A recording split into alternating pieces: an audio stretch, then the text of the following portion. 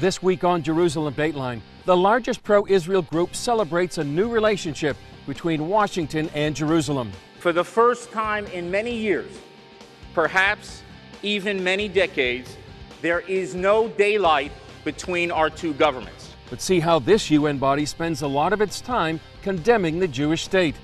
And take a trip on the Gospel Trail and see the places where Jesus walked.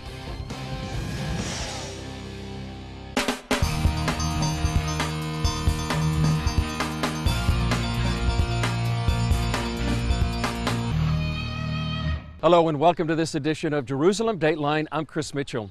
Coming to you this week from just across the valley of Jerusalem's old city walls. Well, about 6,000 miles away from here, nearly 20,000 pro-Israel supporters gathered at the annual American Israel Public Affairs Committee meeting. Their goal? To strengthen the relationship between the United States and Israel. Here's CBN News' Amber Strong. They came in support of the Jewish state, to celebrate culture, discuss the latest in Israeli technology, but mostly they came to talk policy. Each year, 18,000 people descend upon AIPAC's policy conference.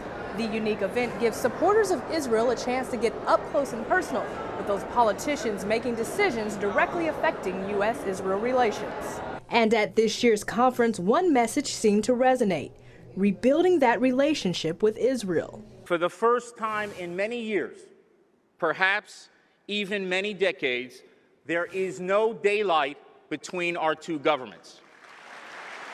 Last year, a then-candidate Trump impressed the crowds with a scathing assessment of President Obama's relationship with Israel. He may be the worst thing to ever happen to Israel, believe me.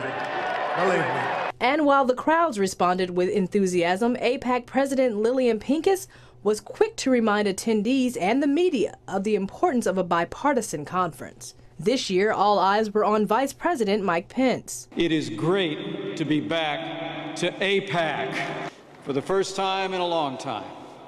America has a president who will stand with our allies and stand up to our enemies. The United States will no longer allow the United Nations to be used as a forum for invective against Israel or the West. Beyond strengthening that bond between the U.S. and Israel, another topic loomed at the conference: Iran. Both our governments recognize that foremost among those challenges remains Iran. We both recognize that the nuclear deal does not block Iran's path to a bomb. Naftali Bennett, Israel's Minister of Education, told CBN News the time to act is now. We've got an Iran who has a goal to create a global hegemony over the entire region. We cannot allow Iran to threaten the free world with Iranian nuclear bombs. We have to stop that. Now, today they do not have those nuclear weapons, but they're on a path to reaching them. He says it's a challenge that the two allies can meet. We have to stop that path, and there's a few ways we can do it, and we're working on it together with the United States. Former UK Prime Minister Tony Blair agrees that it's time for the West to push back against Iran. Be firm, stand up. And make sure that, look, it's a very simple thing. If you had a benign regime in Iran, all of the problems of the Middle East would be easier to resolve. The U.S. Senate confirmed David Friedman as the new U.S. ambassador to Israel. Israeli Prime Minister Benjamin Netanyahu sent a video congratulating Friedman. It's one more sign of the growing cooperation between the United States and Israel. Here's what Netanyahu had to say about the prospects for peace. Israel is committed to working with President Trump to advance peace with the Palestinians and with all our neighbors. I believe that the common dangers faced by Israel and many of our Arab neighbors now offer a rare opportunity to build bridges towards a better future, a future more prosperous, more secure, more peaceful. The Israeli-Palestinian conflict is likely to consume a lot of time of Netanyahu and the new U.S. ambassador. But one sticking point is the continued Palestinian terrorism inside Israel. But what's to blame? Some Palestinians blame it on their anger over the contention they're living under Israeli occupation. But in this exclusive report, some Palestinians blame it on hopelessness and despair. Corruption in the Palestinian Authority could be driving young Palestinians to carry out terror attacks. In general, people are not feeling safe. If anybody complains against someone who belongs to Fatah or the Palestinian Authority, or against somebody who is related to someone in the Palestinian Authority, the police reject the complaint. Ahmed is one of some 2 million Arabs living under PA control in the West Bank, also known as Judea and Samaria. We've hidden his identity for his protection.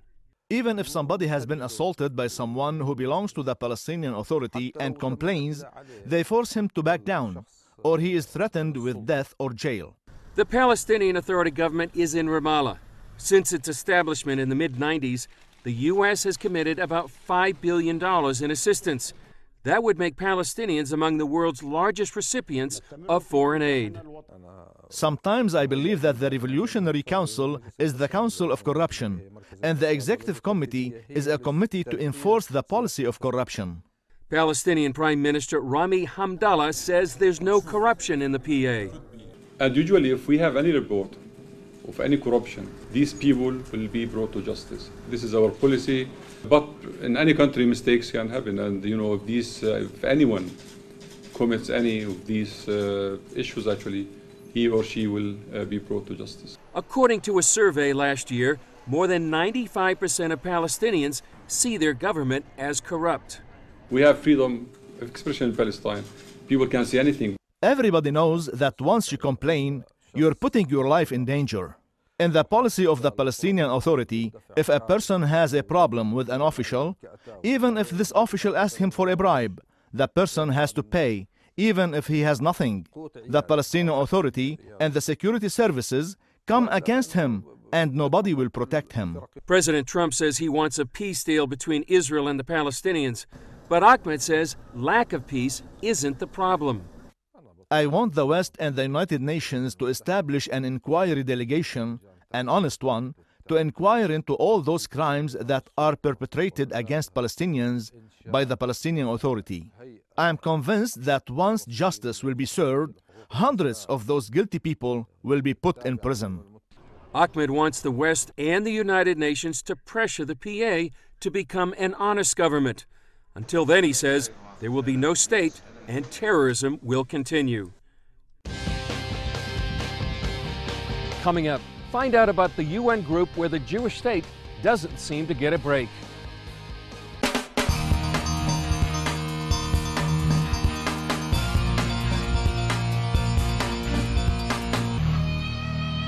Behind me, you can see the red roofs of Yemen Moshe, one of the first neighborhoods built outside the walls of the old city of Jerusalem.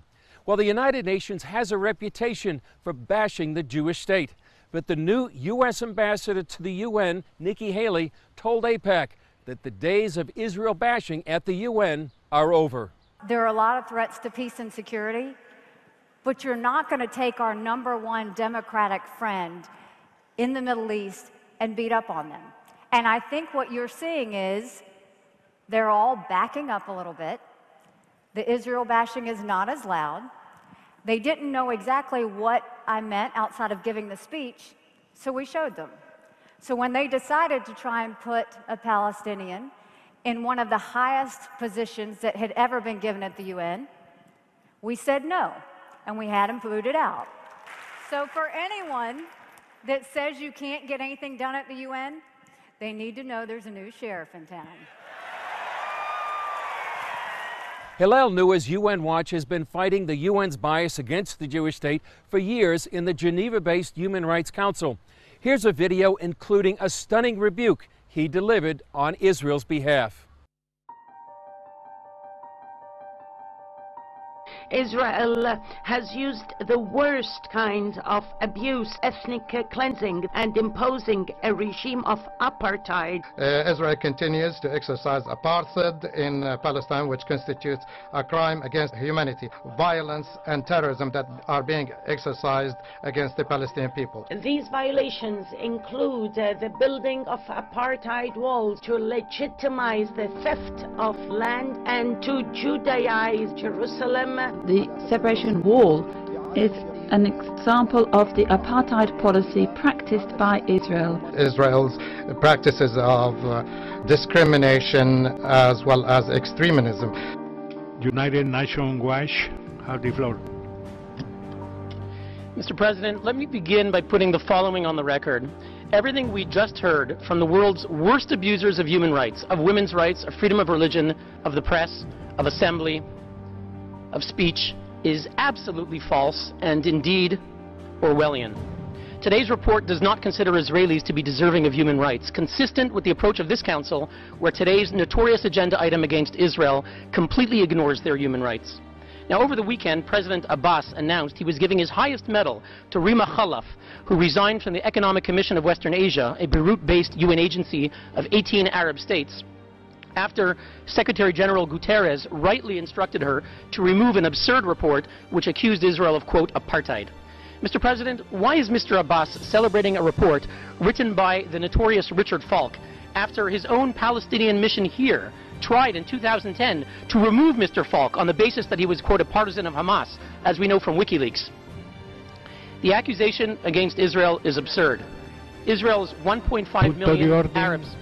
Delegation of Palestine has the floor. More than one statement goes beyond the mandate of this sitting, using unacceptable terms about Ms. Rima Khalaf, and so we would like this to be stopped. We have noted some terms which are humiliating vis-à-vis the Council, and we call for the respect of our traditions within the Human Rights Council. Thank you. We would support the viewpoints that have already been expressed by the State of Palestine as well as Egypt. Now, the previous speaker can continue. Thank you, Mr. President. Israel's 1.5 million Arabs, whatever challenges they face, enjoy full rights to vote and to be elected in the Knesset. They work as doctors and lawyers. They serve on the Supreme Court. Now, I'd like to ask the members of that commissioned that report, the Arab states from which we just heard, Egypt, Iraq, and the others, how many Jews live in your countries? How many Jews lived in Egypt, Iraq, Jordan, Kuwait, Lebanon, Libya, Morocco? Once upon a time, the Middle East was full of Jews. Algeria had 140,000 Jews. Algeria, where are your Jews? Egypt used to have 75,000 Jews. Where are your Jews? Syria, you had tens of thousands of Jews. Where are your Jews? Iraq, you had over 135,000 Jews. Where are your Jews? Mr. President, where is the real apartheid? Why is there a UN commission on the Middle East that does not include Israel? From the 1960s and the 70s, they refused to include Israel. Where is the apartheid, Mr. President? Mr. President, why are we meeting today on an agenda item singling out only one state, the Jewish state, for targeting? Where is the apartheid, Mr. President? Earlier, we talked with Noor in our Jerusalem studio about the battle he faces at the UN. Every time I walk into the UN Human Rights Council, which was founded by incredible idealists like Eleanor Roosevelt, was the founding chair of the UN Commission on Human Rights, the great humanitarian of her age, and to see today having members like China, Russia, Cuba, Pakistan, Venezuela, it's outrageous. So every time I walk in there, I remind myself that I am walking into an Orwellian institution where human rights have been turned upside down and that it's an alternate reality, and we go in there to try and speak truth to power, and that's why I'm the most hated man in Geneva. Can you describe what kind of treatment Israel gets in the United Nations? Israel gets a treatment that no other country gets. At every session of the Human Rights Council, for example, there's a day on Israel, just like there's a day on human rights situations around the world, and then there's one day just for Israel. It's a special agenda item only to criticize so-called Israeli violations. There's no agenda item for genocide that happened in Darfur and Sudan. There's no agenda item for Syria, where millions have been displaced, barrel bombs are being dropped on children, nor on North Korea, one of the most horrific places on the planet for human rights. Only Israel, the Jewish state, gets its own agenda item. And if you look at the number of resolutions, Israel is typically condemned in half the resolutions at the Human Rights Council. The expert on Israel looks only at Israeli violations, which are presumed in advance, and won't look at any Palestinian action. So if there's, God forbid, a suicide bombing in Israel, the expert will criticize Israel's response when it goes to try to find and arrest the terrorists, but it won't criticize a suicide bombing because that's a Palestinian action, which is not in his mandate to examine it. So it's really a very distinctive treatment that is designed to create a narrative as Israel as some sort of wicked human rights abuser. What is it like for you? It's not pleasant to be in an assembly where you know that many of the people in front of you in the room despise you for critiquing the UN when they do things that are against their own principles, for taking on tyrannies that have seats of power and influence there. It's not pleasant, but we get support around the world, and we know that we're doing the right thing, and we're going to continue speaking out. Up next, is Christian persecution in the Arab world new? We'll take a look when we come back.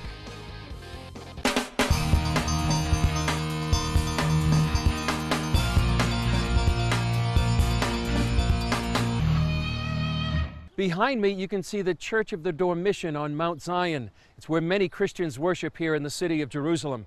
And during the past few years, Muslim persecution of Christians in the Middle East has exploded. But is it anything new? CBN News correspondent Julie Stahl asked author and Palestinian affairs expert Pinchas Bari about his new book and the story it tells of Christians in the Middle East nearly 100 years ago. It's called a riding storm. Storm is the name of a horse, and it represents the spirit of freedom. It's about the Christian community in Western Galilee during the British Mandate, the struggles, the environment, and what the Christians were all about in those far days. Yeah, and that would be the Christian Arab community, right? Christian Arab community, yes, but the heroine is an American lady of Arab origin. She's not just any Arab lady, right? She has a history in this land. Yes, because she was born in America as an American girl, and she was riding horses in America, but her father did not find his place in America, and he came back with all the family back to Palestine, and here she finds herself as an American Arab lady in an Arab village, and she did not find herself there. So we're talking about something that took place, what, 70 years ago, 80 years ago? Yes, it was during the British rule over Palestine and the first years of the State of Israel. And now, what is the lesson for our time? We can find in the story the roots of what happened to the Christians in the Middle East, except for Israel. Israel, they are protected. She behaved as a free woman, and she was riding her horse. And the Muslims and the Arabs find it provoking to their sentiments and their values, and she was exposed to instigations from the mosque. And this is representing what will happen to the Christians in the coming years.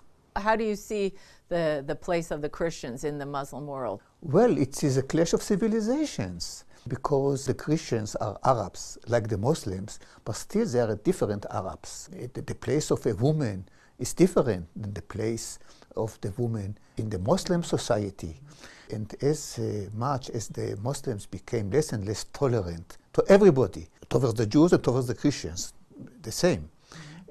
So they found themselves in the corner. They could not ally themselves with the Jews because otherwise they were massacres already long ago. So they found some refuge in Arab nationalism. But now Arab nationalism is gone, so they are lost. Nobody is there to protect them. Only in Israel they are protected. Is there anything else you'd like to add?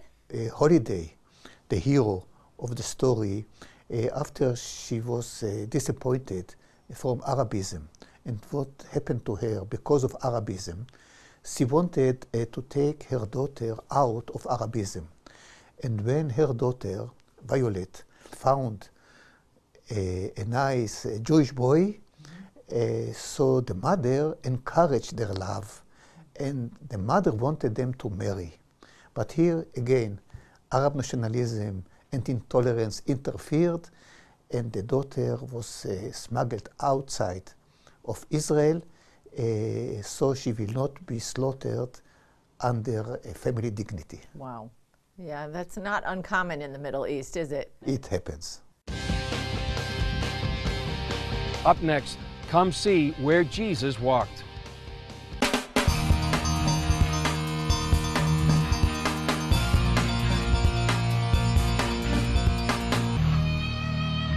Pilgrims and tourists visiting Israel can now literally take the same path that Jesus walked. Here's CBN News correspondent Julie Stahl again, taking us on the Gospel Trail. The trek begins on the outskirts of Nazareth, here on Mount Precipice. The Gospel Trail is a trail that offers the nature and topography and botany and zoology of the time of Jesus. The emphasis on the trail is that one will see what somebody in Jesus' time or Jesus himself would have seen when he walked from Nazareth to Capernaum. Tourism Ministry official Ayal Carlin calls it much more than a footpath. The trail itself is accessible through bicycles too, or through horses. It's a low level of difficulty along most of the trail. It's just magnificent, scenery.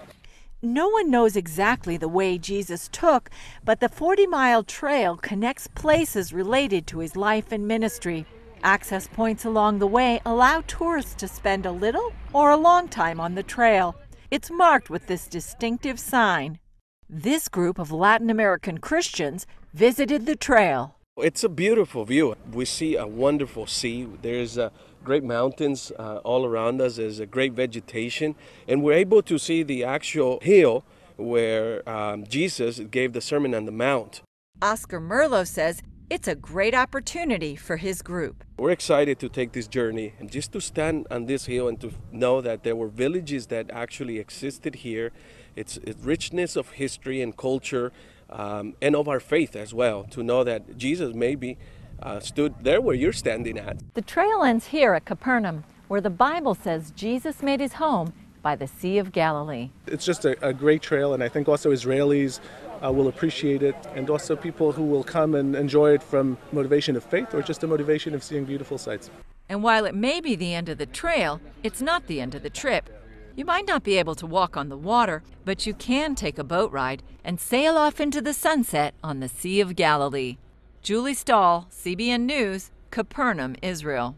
The scenery in the Galilee is beautiful, and it's a wonderful experience to be in the same place where Jesus was when he walked here on the earth. Well, that's it for this edition. Remember, you can follow us on our social media, whether it's Facebook, Twitter, Instagram, or even YouTube. And please share us with your friends. I'm Chris Mitchell. We'll see you next time on Jerusalem Dateline.